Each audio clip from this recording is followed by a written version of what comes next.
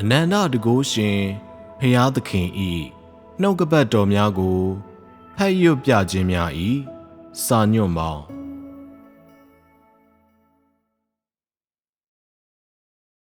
ဖျားသခင်နှင့်ပတ်သက်၍သင်မည်သို့နားလည်သနည်း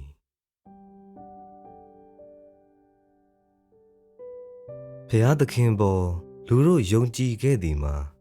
ကြာပြီဖြစ်တော်လဲလူများစုမှာဖျားသခင်ဟူသည့်စကားလုံးကိုလုံးဝနားလည်ခြင်းမရှိပါ၎င်းတို့သည်ရောင်ချာချာနှင့်သာနောက်လိုက်နေကြခြင်းဖြစ်သည်လူသားသည်ဖျားသခင်အားမြည်သည့်အတွက်ကြောင့်ယုံကြည်သင့်သည်ကိုလုံးဝမသိ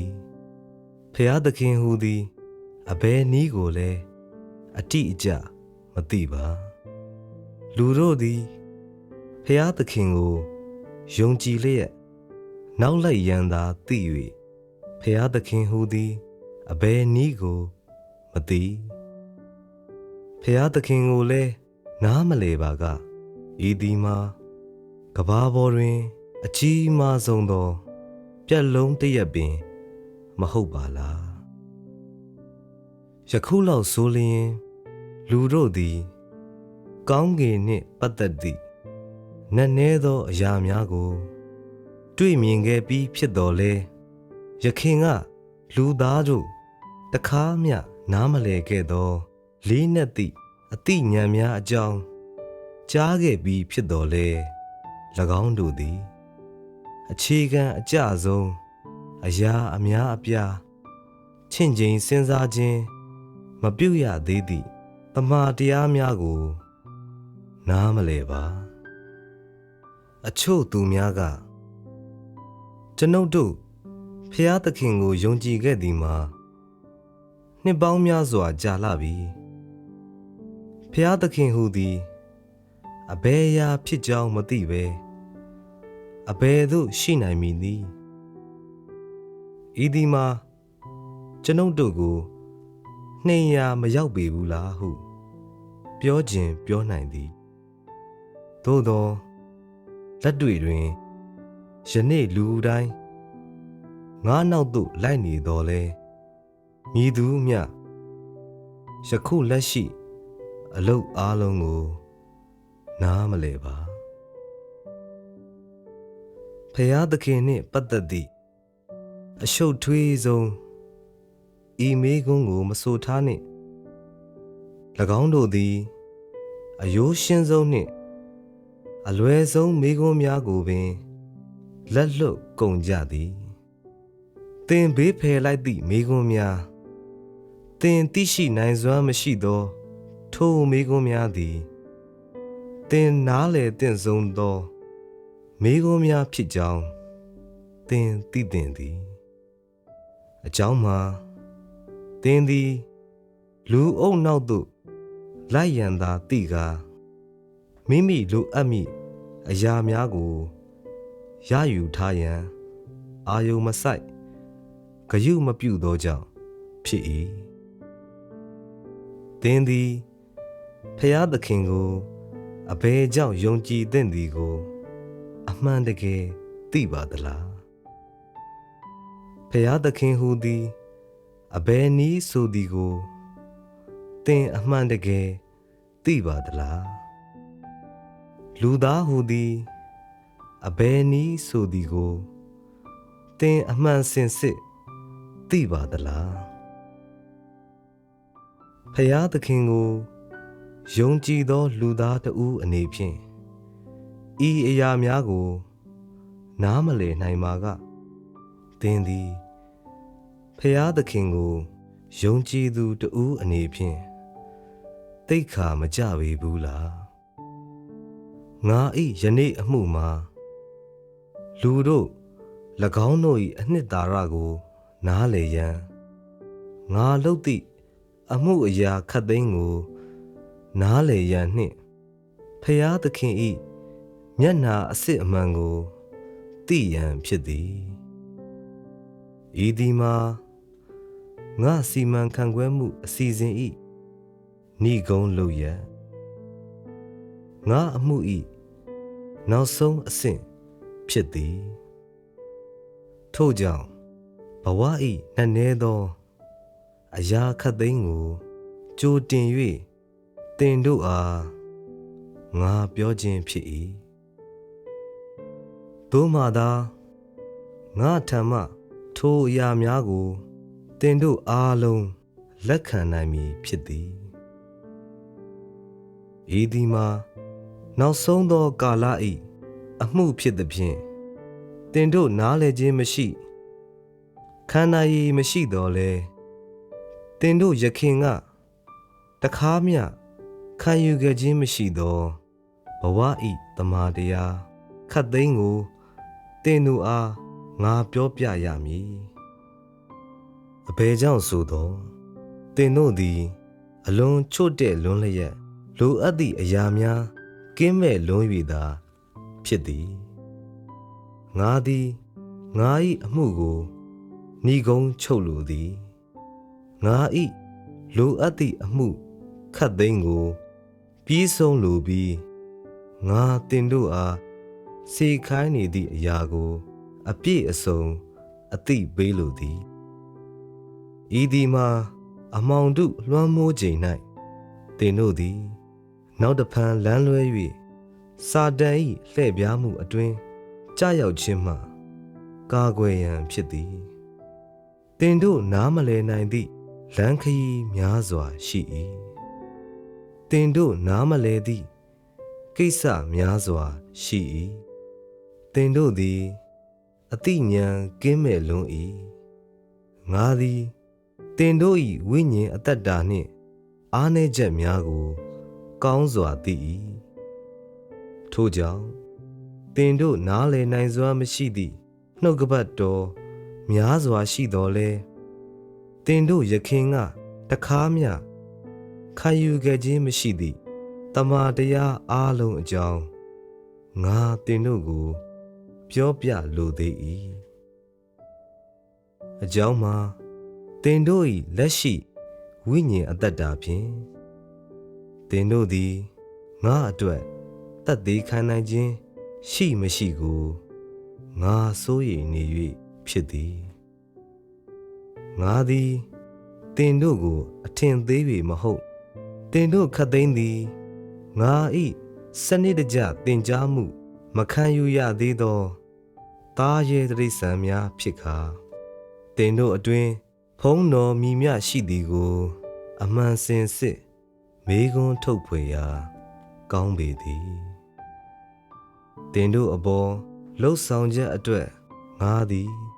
ကြီးမားသောအင်အားကိုအသုံးပြုခဲ့ပြီးဖြစ်တော်လဲသင်တို့အတွင်းရှိအပြုသဘောဆောင်သောအရာများသည်လုံးဝမရှိလူနီးပါးပင်ဖြစ်သည်အပြတ်သဘောဆောင်သောအရာများကိုမူလက်ချောင်းများတွင်ရေတွက်နိုင်ပြီးစာတန်အရှက်ရစေရန်သက်သေခံချက်များအတွက်သာအနှံထားသည်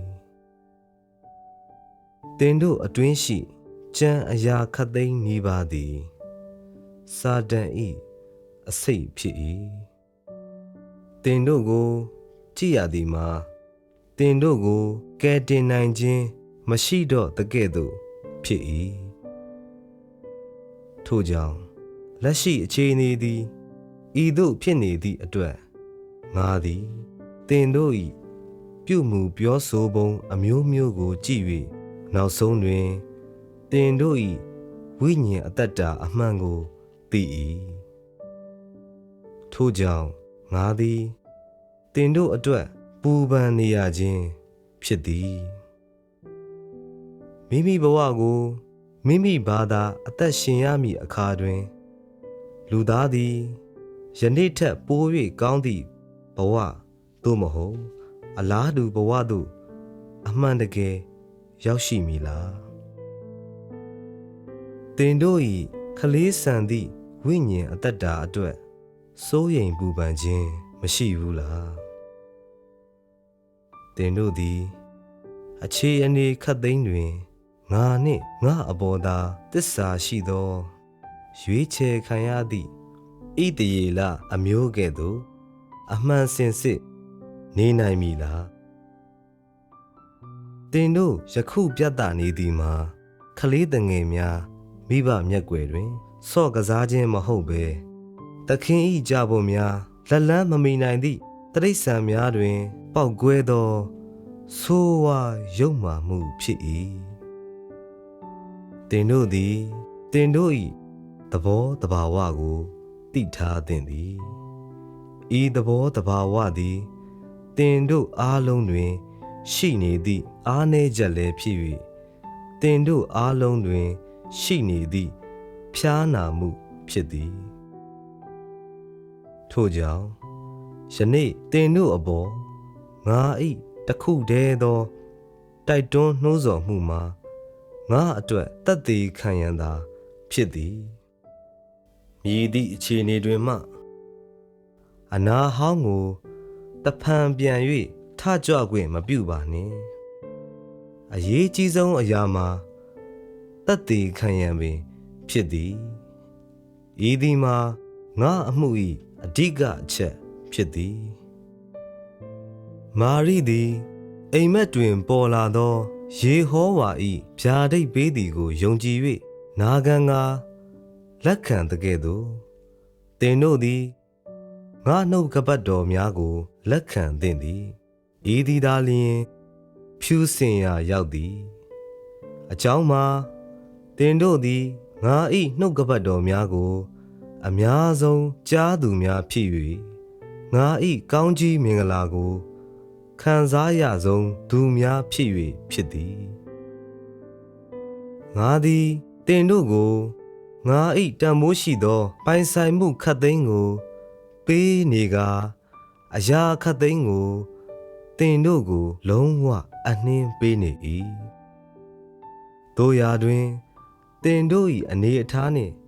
ဣတရေလအမျိုးတို့၏အနေအထားတို့မှာလွန်စွာကွဲပြား၏လုံးဝခြားနာ၏တို့ရာတွင်၎င်းတို့နှင့်နှိုင်းယှဉ်ပါကသင်တို့သည်များစွာပို၍ရရှိနေပေသည်ထိုသူတို့သည်ငါပေါ်ထွက်လာရန်အသေးအတန်စောင့်တော်လဲသင်တို့သည်ပါရသောနေများတွင်ငါနှင့်အတူရှိလျက်ငါ၏ကြွယ်ဝချမ်းသာမှုများကိုအတူခံစားကြ၏ထိုသူတို့နှင့်နှိုင်းယှဉ်လိုက်သည့်အခါသင်တို့တွင်ငါကိုကျဲလောင်စွာညှဉ်းညူ၍ငါနှင့်ကျဲလောင်စွာခိုက်ရန်ဖြစ်ပွားကာငါ၏ပိုင်ဆိုင်မှုမှဝေစုများကိုတောင်းခွင့်အဘယ်သို့ရှိသနည်းသင်တို့ရသည်များမှာမလုံလောက်ပေဘူးလား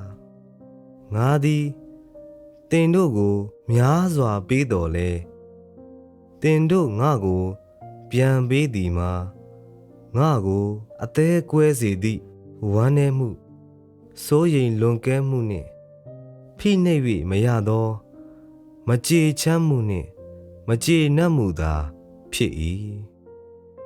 သင်တို့သည်လွန်စွာယွံမုန်းစရာကောင်းတော်လဲသင်တို့အပေါ်တနာစိတ်ကိုလည်းနှိုးဆွ၏ထို့ကြောင့်ငါသည်အခြားလမ်းမရှိဘဲငါ၏မကြေချမ်းမှုကိုမျိုးသိမ့်၍သင်တို့ကိုကျိန်ဖန်တလဲ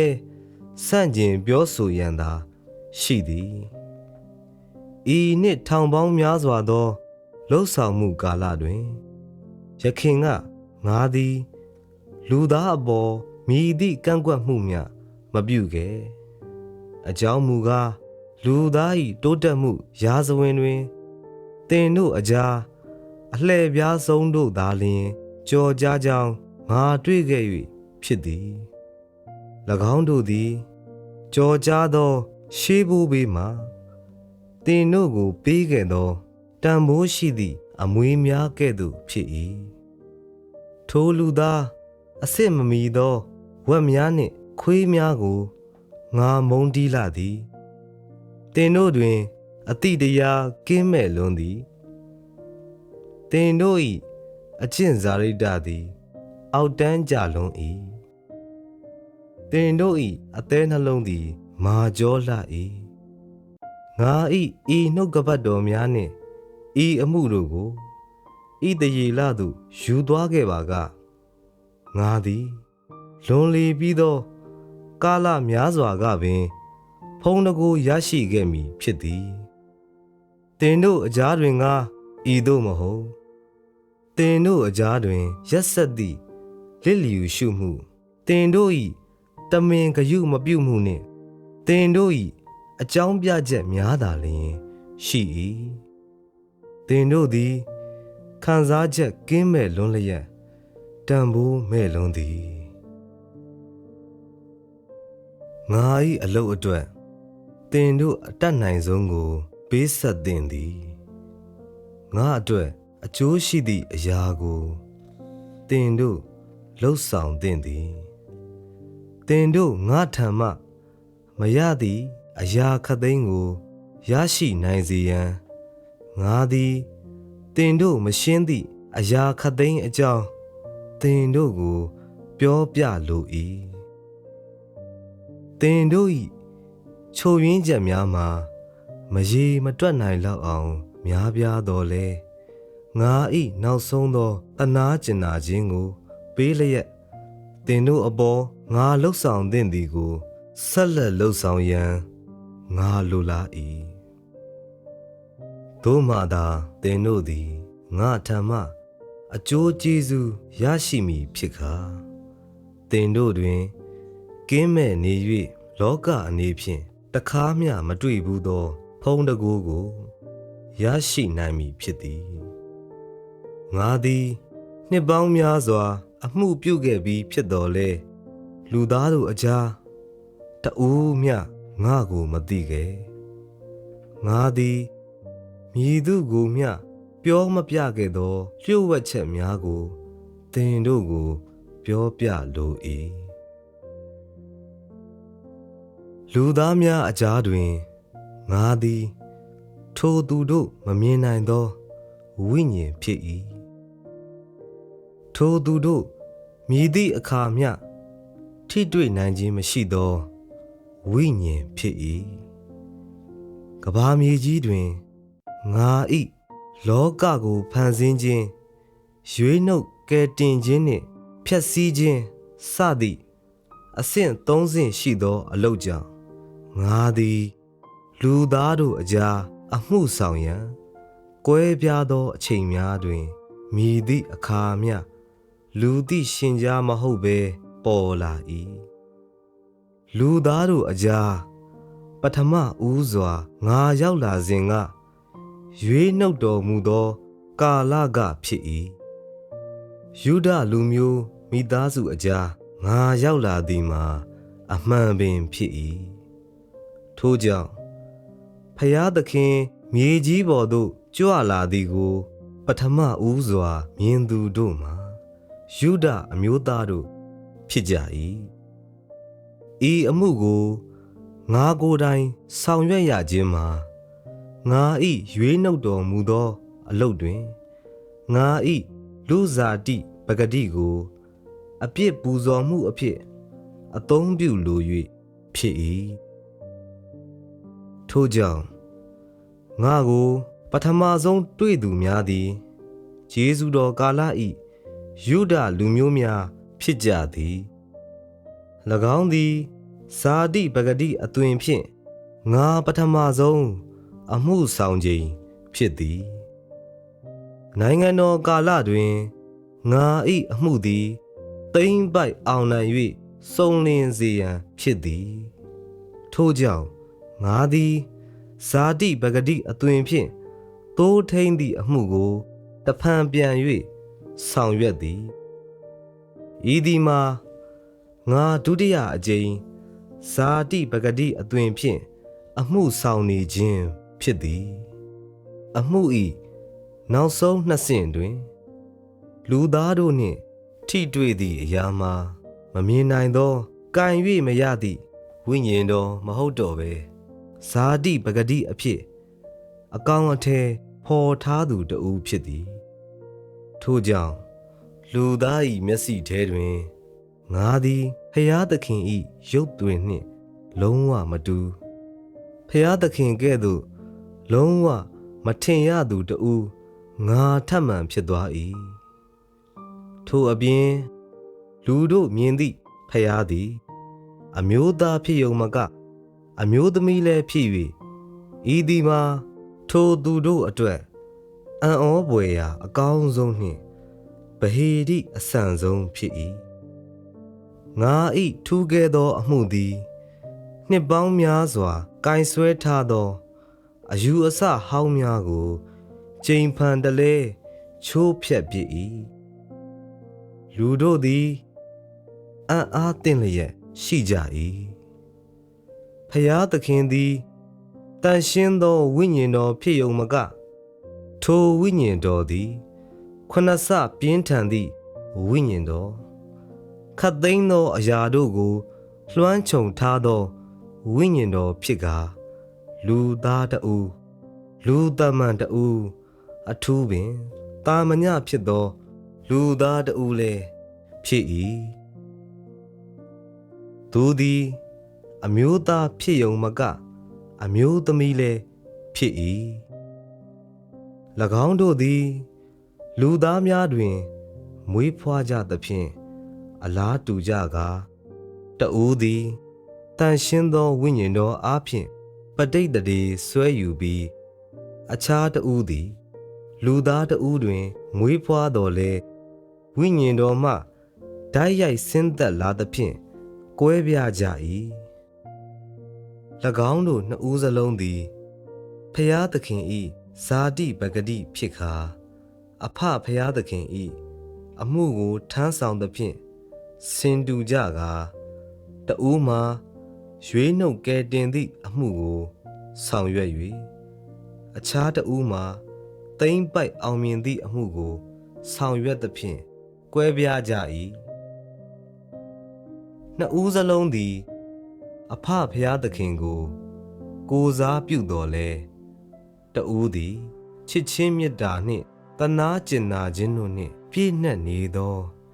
ရွေးနှုတ်ကဲတင်ခြင်းဤသခင်ဖြစ်ခါအခြားတဦးမှာဒေါသနှင့်တရားစီရင်ခြင်းတို့နှင့်ပြည့်နှက်နေသောဖြောင့်မတ်ခြင်းဤဖယားသခင်ဖြစ်၏တဦးသည်ရွေးနှုတ်ကဲတင်ခြင်းအမှုကိုစတင်ရန်အဓိပတိတတ်မှုဖြစ်ခါအခြားတဦးသည်သိမ့်ပိုက်အောင်မြင်ခြင်းအမှုကိုပြီးဆုံးရန်ဖြောင့်မတ်သည့်ဖယားသခင်ဖြစ်၏တဦးသည်အစဖြစ်ခါကြံတဦးသည်အဆုံးဖြစ်၏တဦးသည်အပြစ်မဲ့သောဇာတိပဂတိဖြစ်ခါအခြားတဦးသည်ရွေးနှုတ်ကဲတင်ခြင်းကိုပြီးဆုံးစေပြီးအမှုကိုဆက်လက်ဆောင်ရွက်ခါမြည်သည့်အခါမျှအပြစ်မဟုတ်သည့်ဇာတိပဂတိဖြစ်၏နှစ်ဦးစလုံးသည်ဝိညာဉ်တော်တစ်ခုတည်းသာဖြစ်တော်လဲကွဲပြားသောသွေးသားခန္ဓာများတွင်ကျိန်းဝတ်နေကြကာကွဲပြားသောနေရာများတွင်မွေးဖွားကြ၏ထို့အပြင်၎င်းတို့သည်နှစ်ပေါင်းထောင်ပေါင်းများစွာခြားနေကြ၏သို့သော၎င်းတို့၏အမှုခတ်သိမ်းသည်အပြန်အလှန်ပံ့ပိုးနေကြကာမြည်သည့်အခါမျှပရိပက္ခမဖြစ်ဘဲတစ်ချိန်တည်းတွင်ထိုအမှုများအကြောင်းကိုပြော၍ရသည်၎င်းတို့နှစ်ဦးစလုံးသည်လူသားများဖြစ်တော်လဲတဦးသည်သားယောက်ျားလေးဖြစ်၍အခြားတဦးသည်မွေးကင်းစမိန်းကလေးဖြစ်၏ဤများစွာသောနှစ်ပေါင်းအားလုံးတွင်လူတို့တွေ့ခဲ့ကြသည်မှာဝိညာဉ်တော်သာမကလူယောက်ျားအမျိုးသားသာမကလူအတွေးခေါ်နှင့်မကိုက်ညီသည့်အရာများစွာလည်းဖြစ်သဖြင့်ထိုသူတို့သည်ငါကိုမြည်သည့်အခါမျှအပြည့်အဝနားလည်နိုင်စွမ်းမရှိပေ ထိုသူတို့သည်ငါကိုယုံတဝက်မယုံတဝက်ဖြစ်နေကငါတကယ်ရှိတော်လဲမရေရာသောအိမ်မက်တစ်ခုလဲဖြစ်နေတဲ့ကဲ့သို့ဖြစ်၏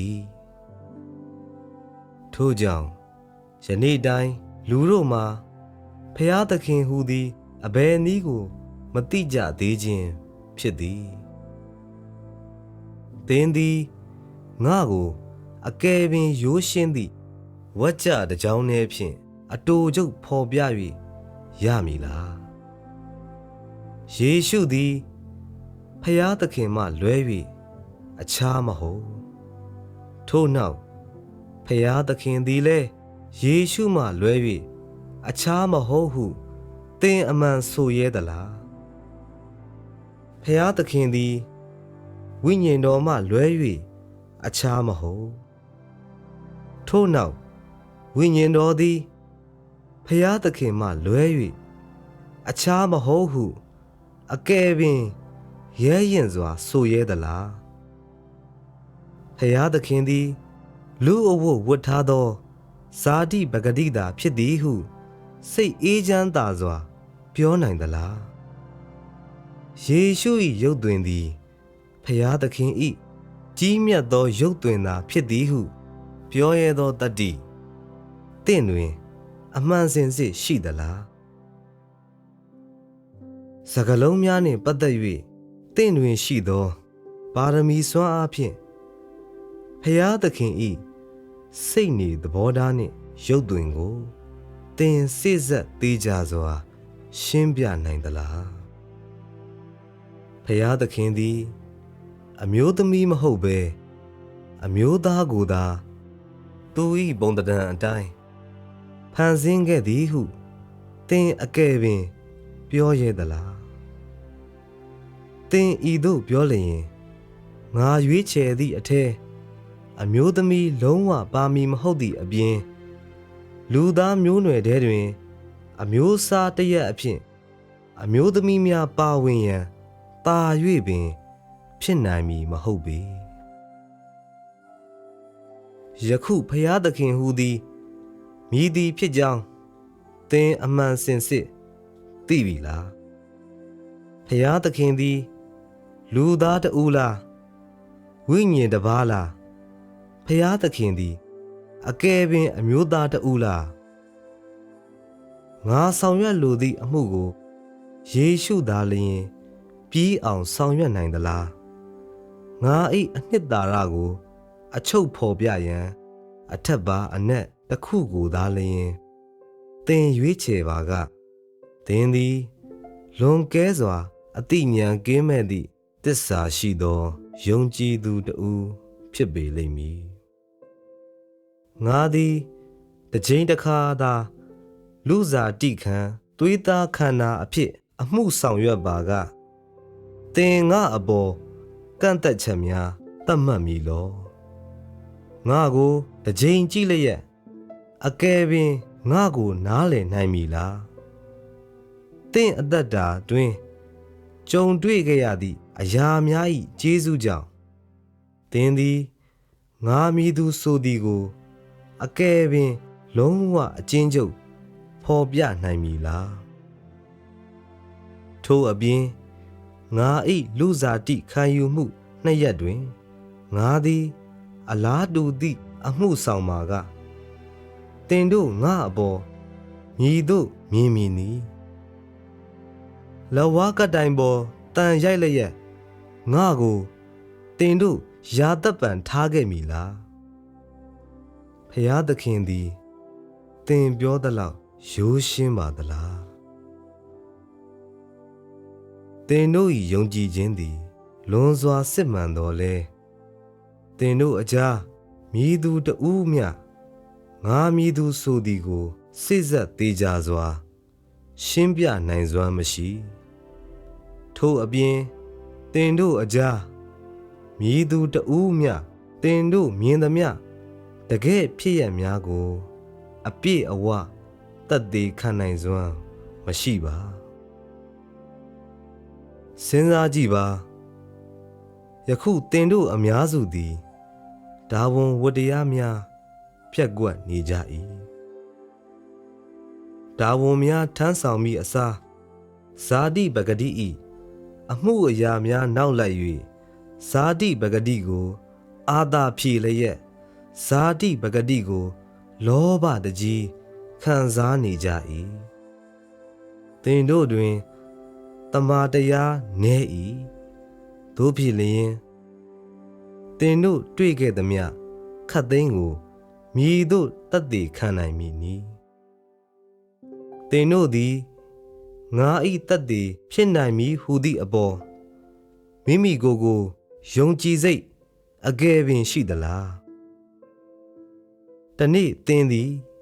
ယနေ့တွေ့ခဲ့သမျှအရာခတ်သိမ်းကိုတတ်သိမခံနိုင်ပါက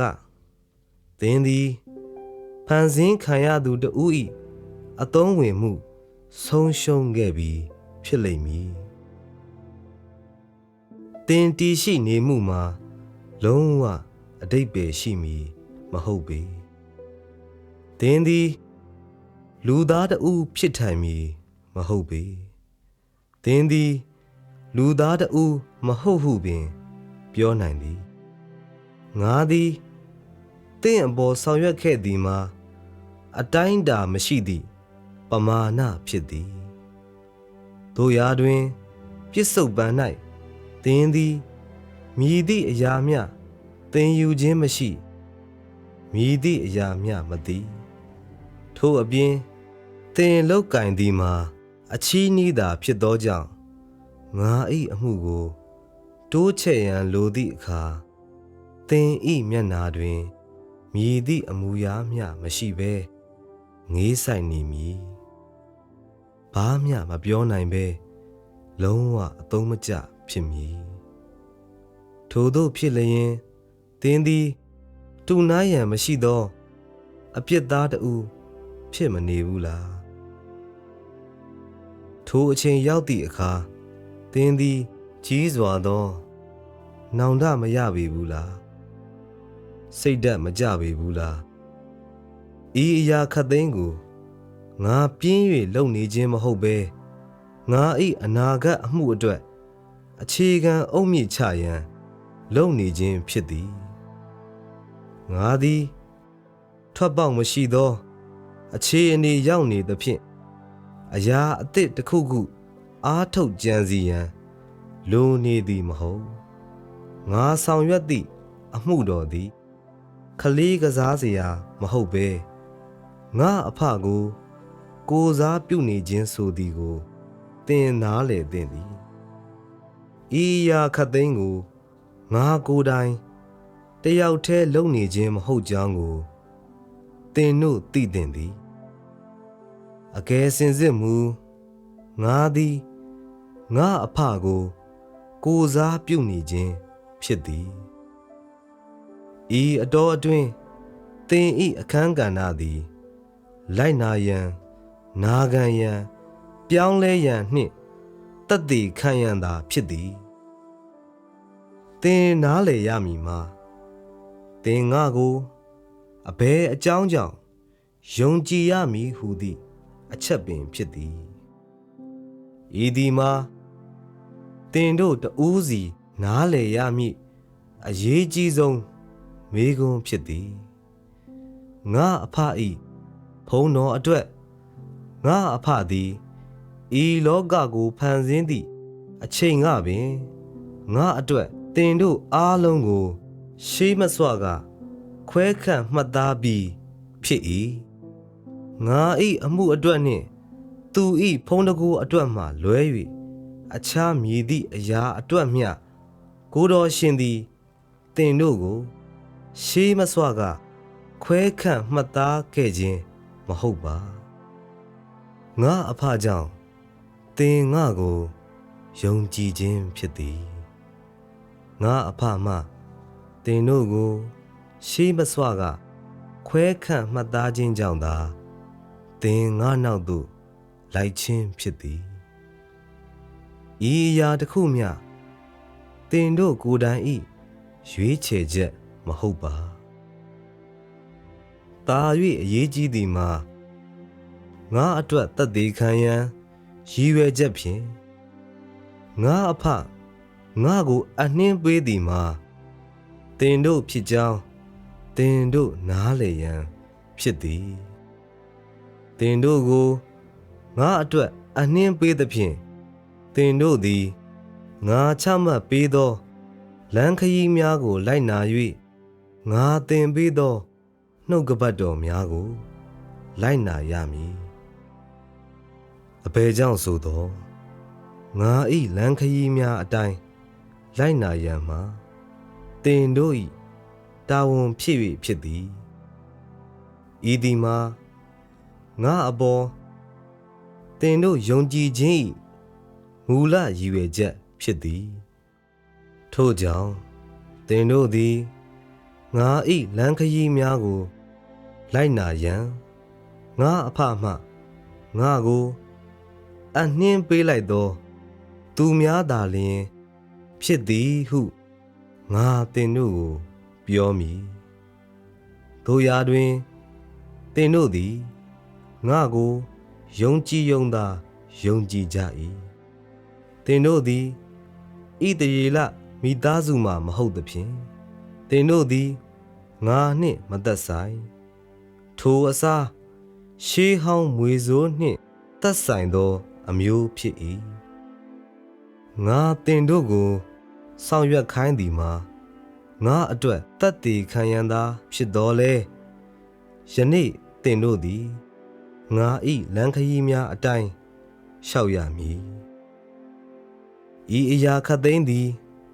အနာဂတ်တတ်တည်ခံချက်များအတွက်ဖြစ်၏ငါ၏လမ်းခရီးများကိုနားထောင်သူများအဖြစ်သာတင်တို့လှုပ်ဆောင်မှာကတင်တို့သည်တန်ဖိုးလုံးဝမရှိဘဲတင်တို့ကိုငါအဖငါအားအနှင်းပေးရခြင်းဤရည်ရွယ်ချက်သည်လည်းပျောက်ဆုံးလိမ့်မည်တင်တို့ကိုငါအခိုင်အမာပြောသည်မှာ